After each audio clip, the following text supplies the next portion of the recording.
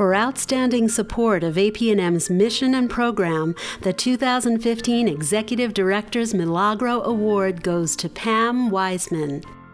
Pam's career combating domestic violence encompasses more than 20 years of advocating for both human and animal victims.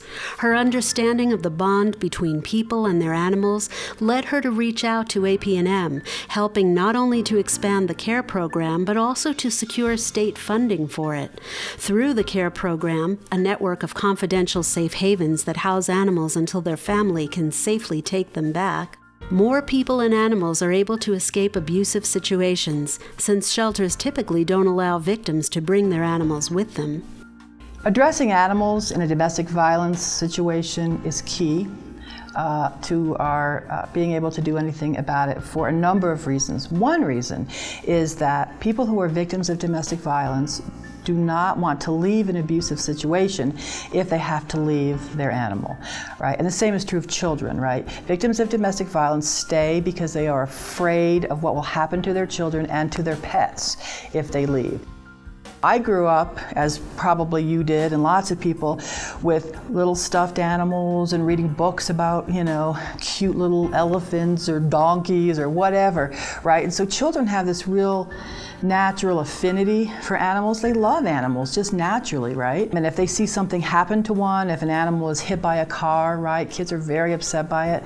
But some of what I heard and saw when I got here was really traumatizing for me, and I'm an adult, and I can't imagine what it must be like for the children, but the things that would happen to animals in front of children. In cases where an animal was harmed, children were present 76% of the time. So this is a kind of a tactic and a strategy and a way, right, for someone who is abusive to hurt their target, whether that's their partner or their children, and there's a lot of it. Domestic violence is generational and it's very powerful.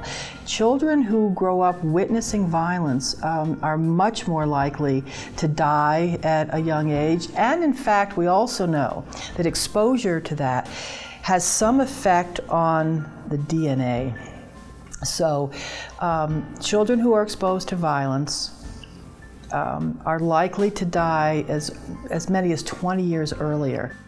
People think poverty is the underlying issue here in New Mexico. I don't doubt that, but domestic violence, rather than being an outcome of poverty, I believe is a cause, because people cannot grow, they cannot develop, they can't be educated, they can't be happy, they turn to substance abuse, they get arrested, they wind up in jail. So including animals in our approach has, I think, begun, we're in our early stages, but has begun to make some difference. Sometimes I'm very cynical and completely hopeless, and I think nothing will ever change. But then I realized that we've only become aware, and we've only really been talking about this issue of violence for really, 40 or 50 years, and we've come a long way in that amount of time.